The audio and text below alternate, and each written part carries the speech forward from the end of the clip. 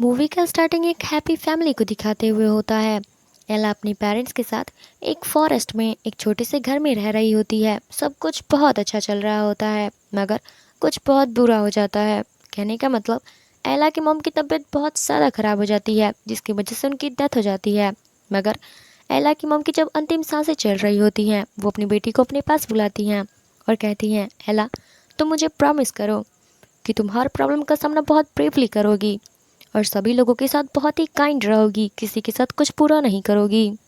जिसके बाद एला भी प्रॉमिस कर देती है अपनी मॉम को कि वो किसी के साथ भी बुरा नहीं करेगी, सबके साथ अच्छे से रहेगी। बट एला की मॉम के मौत के बाद बहुत कुछ बदल जाता है। मगर एला के फादर और एला हर चीज़ को एक्सेप्ट करते हुए, उसको फेस करते हुए बहुत अच्छे से रहते हैं।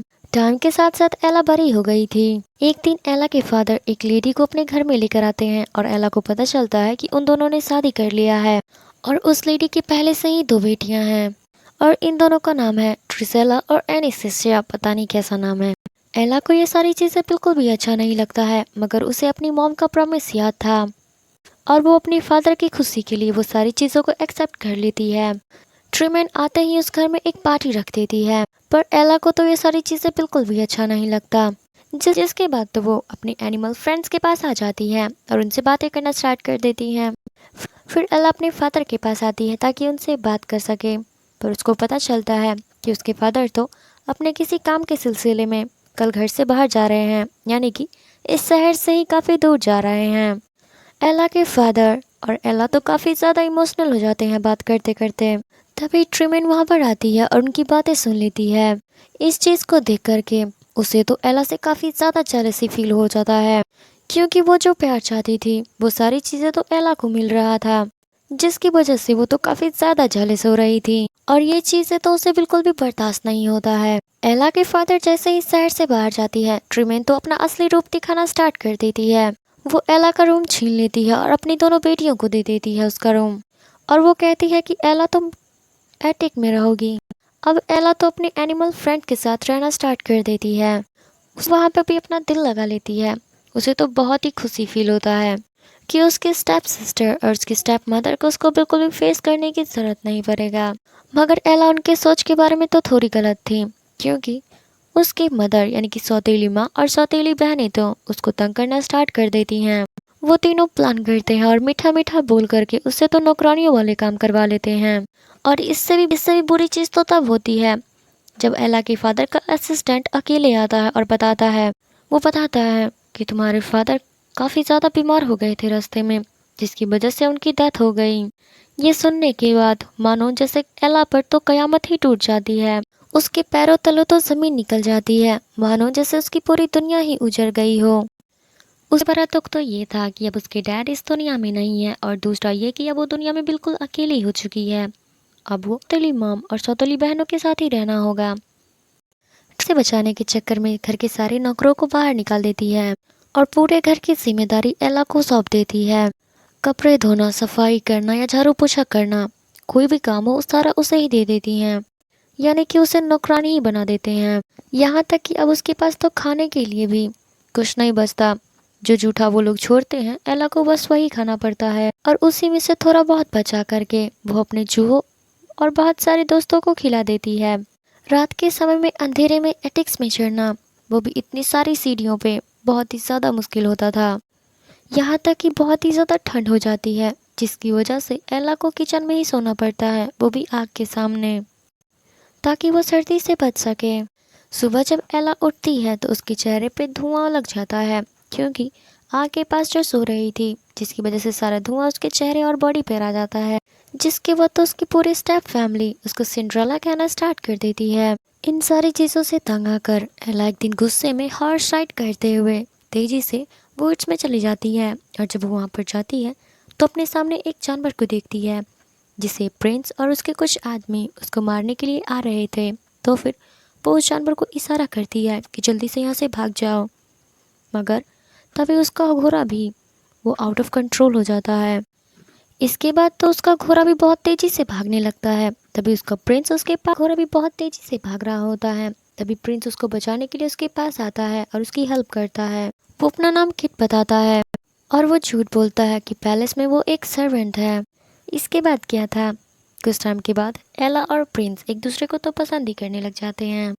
फिर क्या होना था नहीं बताती और वो वहाँ से वापस चली जाती है बिना अपना नाम बताए ही। प्रिंस जब अपने पैलेस में जाता है तो उसको पता चलता है कि उसके डैड की तबीयत बहुत ही ज़्यादा ख़राब है। फिर प्रिंस का डैड उसके यानी कि किंग उसको बताते हैं कि रॉयल बॉल पे तुम्हें अपने लिए एक लड़की पसंद करनी होगी जो तुम्हारी क्वीन बनेगी और उसके बाद तुम्हारी उससे शादी की जाएगी, जिसके बाद तुम्हें इस राज्य का सारा साम्राज्य सौंप दिया जाएगा और वो निश्चिंत से रह सके।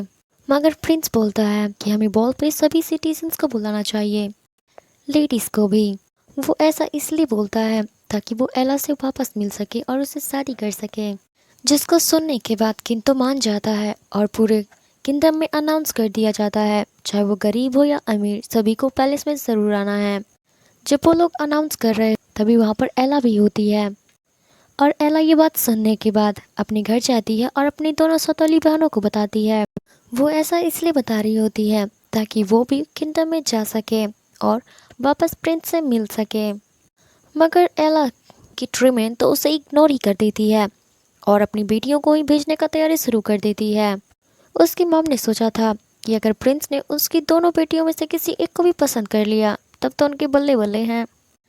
फिर सीन प्रिंस पे जाता है जहाँ पर प्रिंस तो एला के बारे में ही सोचता जा रहा था और उसके ख्यालों का ही दीवाना बन चुका था।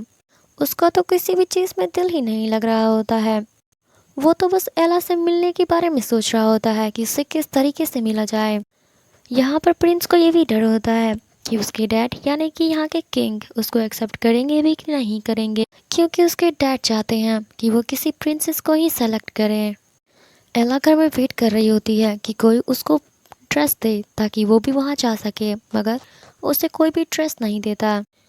वो एटिक से मिलने के लिए इतना ज़्यादा बेकरार हो जाती है कि वो खुद ही अपना ड्रेस के साथ मिलकर के खुद ही तैयार करना स्टार्ट कर देती है। फिर वो पार्टी वाली रात आ ही जाती है। फिर ट्रिमेन अपनी दोनों बेटियों को रेडी करने के बाद जाने के लिए तैयार, जिसके बाद एला अपनी मॉम का ड्रेस पहनने के बाद पार्टी में जाने के लिए तैयार होकर आ जाती है। मगर ट्रिमेन तो इतनी ज़्यादा गंदी थी कि वो एला को बहुत ही ज़्यादा बुली करना स्टार्ट कर देती हैं, यहाँ तक कि उसकी दोनों बेटियां और वो उसका ड्रेस भी फाड़ देती हैं, उसकी काफ़ी ज़्यादा इंसल्ट करती है। वो ऐसा इसलिए कर रही होती हैं क्योंकि वो नहीं चाहती कि एला बॉल से मिल पाए, यानी कि वो पार्टी में जा पाए प्रिंस से मिलने के लिए। जिसके बाद तो वो एला को वहीं पे छोड़ देते हैं और खुद पार्टी के लिए चले जाते हैं। और एला तो बहुत ही ज़्यादा डिसहार्ट हुए वहीं पे बैठी रह जाती है। उनके जाते ही एला अपने गार्डन में जाती है और पॉन्ड के पास बहुत ही ज़्यादा तेज़ी से रोना सट बहुत एला भागते हुए अपने गार्डन के लास्ट कोने में चली जाती है और वो वहाँ पर एक ओल्ड लेडी से मिलती है। एला जब उसको देखती है तो अपने दिल की सारी बातें उसको बता देती है। बात करते करते और देखते ही देखते बहुत ही सुंदर औरत में तब्दील हो जाती है और वो एला को यकीन दिला देती है कि वो उसकी फेयरी मदर है और वो उसको या और वो फ्रिज और माइस को हॉर्स बना देती है, लिजर्ड्स को फुटमैन बना देती है और गोस को काउच बना देती है और गोस को काउचमैन में चेंज कर देती है ताकि पैलेस में जाने के लिए एला के पास एक राइड हो। जिसके बाद एला को रेडी करने के लिए उसको बहुत ही सुंदर ड्रेस और बहुत ही ब्यूटीफुल ड्रेस बना देती है, जो कि काफ़ी मैजिकल मूवमेंट था। एला जब पैलेस में जाने के लिए ऊपर चढ़ रही होती है यानी कि काउच के, जब वो अपना पैर आगे करती है तो फेरी लेडी उसके शूज़ को देख के काफ़ी ज़्यादा शौक होती है और उसके फटे पुराने जूते को वो ग्लास के शूज़ में चेंज कर देती है। इसके बाद एक और प्रॉब्लम होता है जो एला के स्टेप फैमिली होती है, जिसके बाद वो फेरी लेडी एला पे बहुत ही अच्छा मैजिक करती है, जिसके बाद कोई भी लेडी या फिर कोई भी लोग उसको पहचान नहीं पाएंगे। फिर एला काउच में बैठती है और पहले जब एला जा रही होती है तो वो फेरी लेडी उसको एक जब एला ना ये मैजिक सिर्फ आधी रात तक होगा, आधी रात के बाद ये मैजिक काम नहीं करेगा।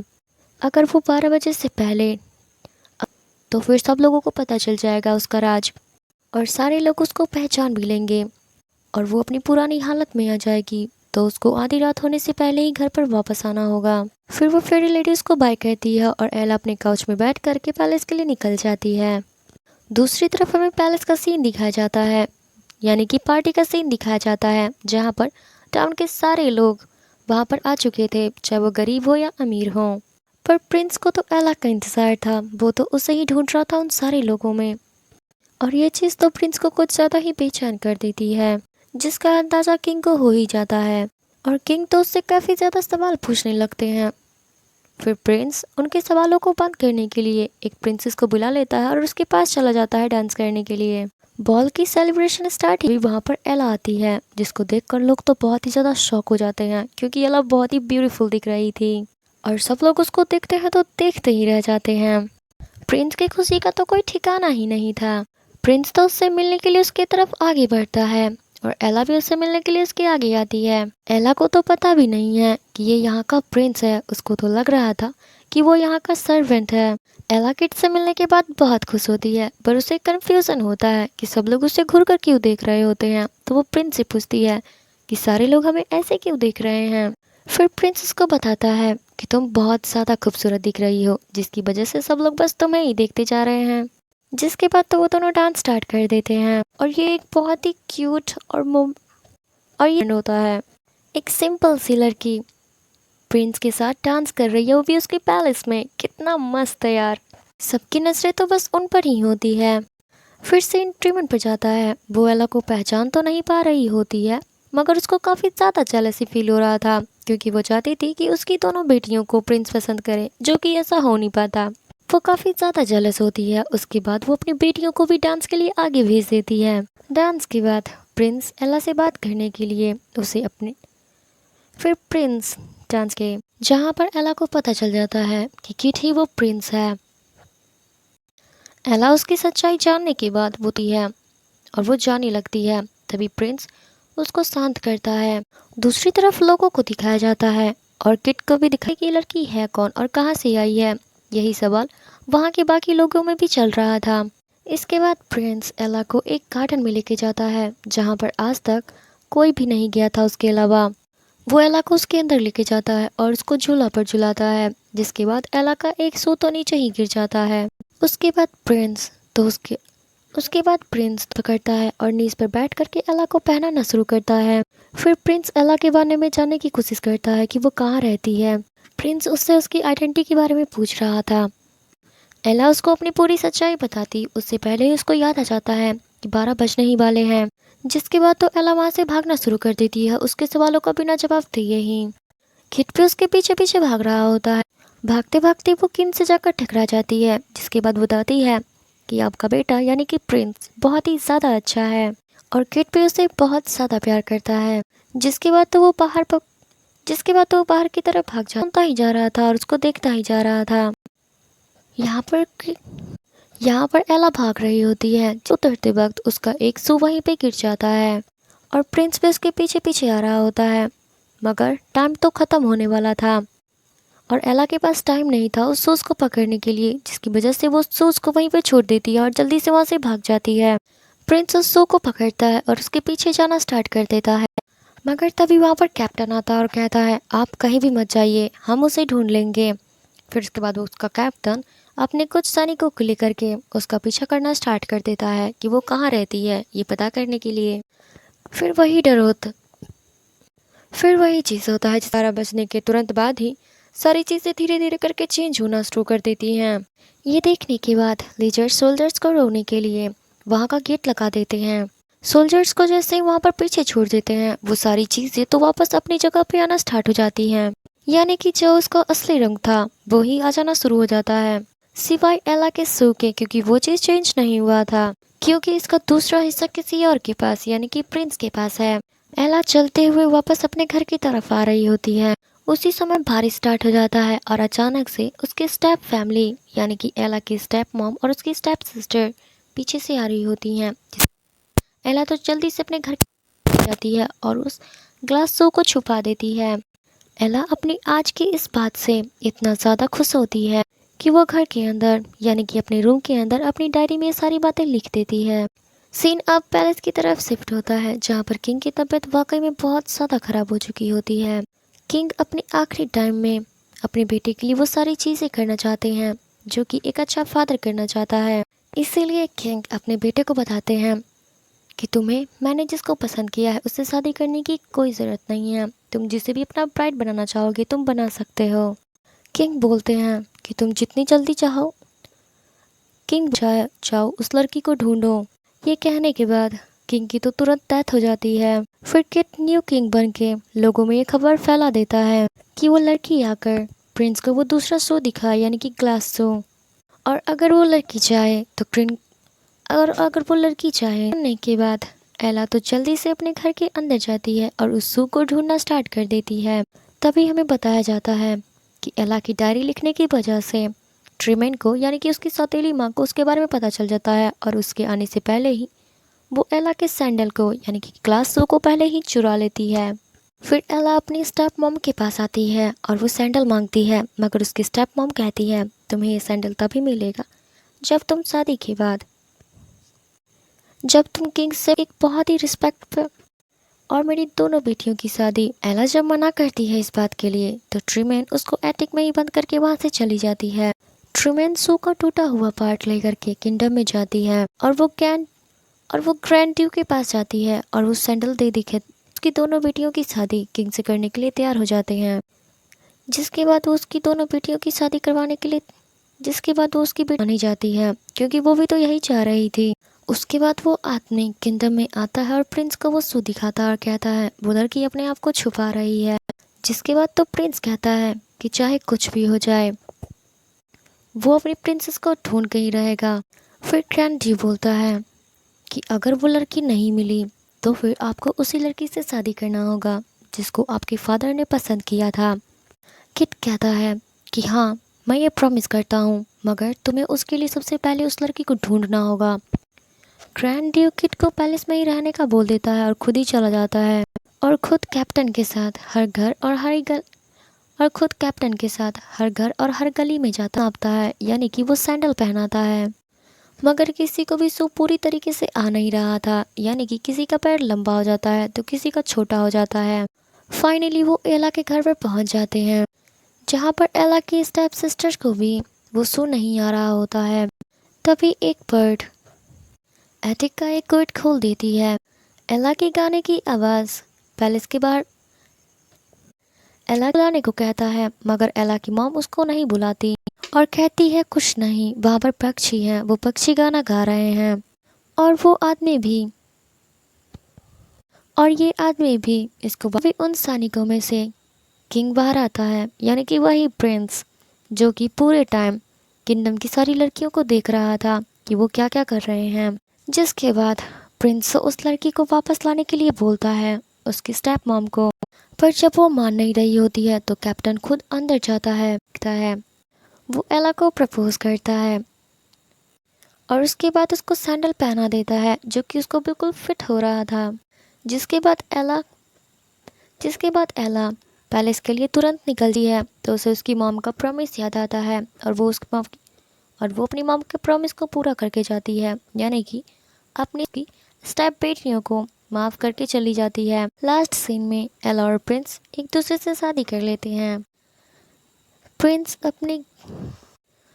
अपने पूरे किंगडम के सामने एला को साथ रहते हैं और बहुत ही हैप्पीली रहते हैं। जिसके बाद ये मूवी पूरा होता है और हमारी मूवी पूरी कंप्लीट होती है। आई होप कि आपको ये वीडियो काफ़ी ज़्यादा अच्छा लगा होगा। अगर लगा है तो please like, comment, share, subscribe ज़रूर कीजिएगा। Thank you so much for watching. मिलते हैं अगली वीडियो में। Bye bye.